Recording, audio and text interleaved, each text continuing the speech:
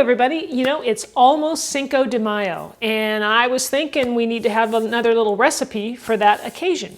So today I'm making a nice tomatillo salsa with chile de arbol, and it's nice and spicy. So if you like it hot, I think you're going to like this one. I've got a bunch of Mexican recipes for you for Cinco de Mayo. So I'm going to leave a link in the description for my Mexican food recipe playlist, and you can check that out. So anyway, I'm Rockin' Robin, and I'm going to show you how to make this salsa right after this.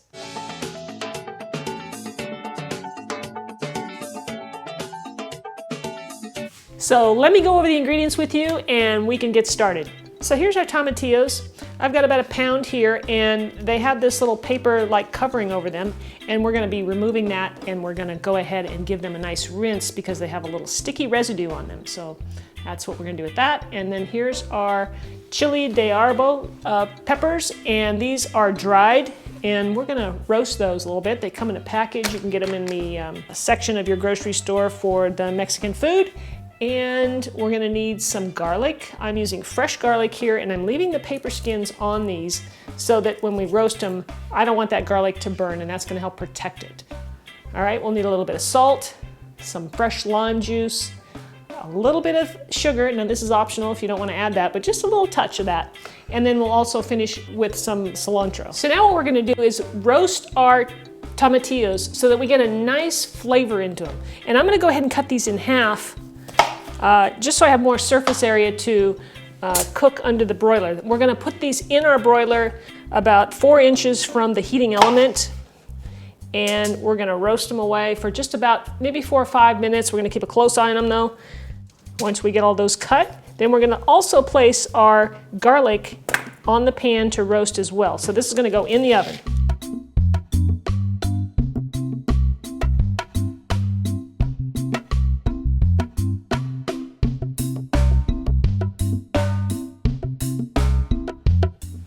All right guys, you've been in here about 10 minutes now, and this is what we're looking for.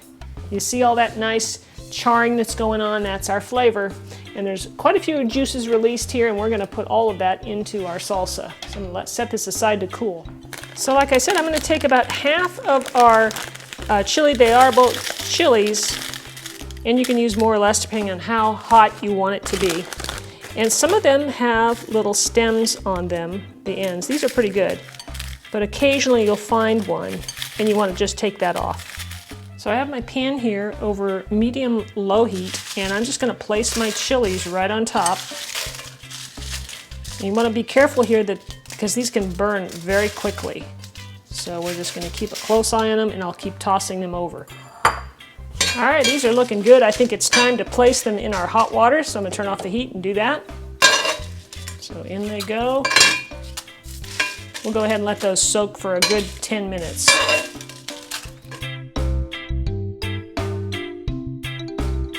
And you're going to want to push them down into the water so they get in there. All right, guys, we are ready to put this thing together. Our chilies have been soaking now, and they're ready to go. All right, so I'm going to place the chilies into the blender.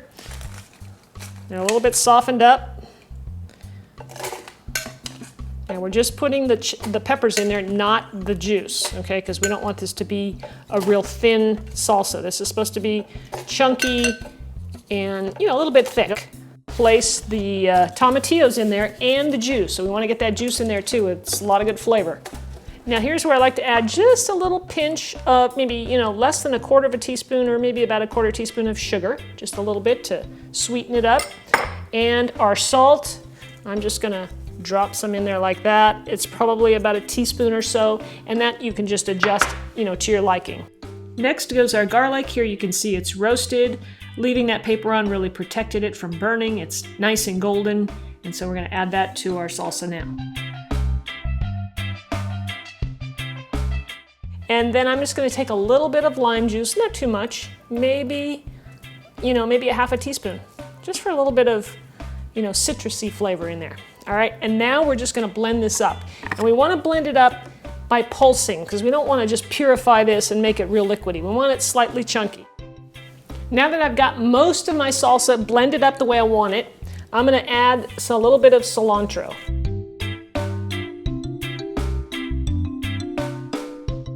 And I'm gonna add that in.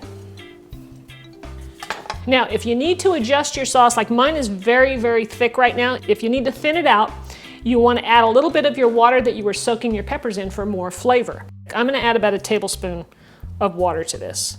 All right, guys, let me show you what this looks like. And again, you can make it thinner if you like it thinner, but I think it looks pretty good the way it is. Look at this. Look at that.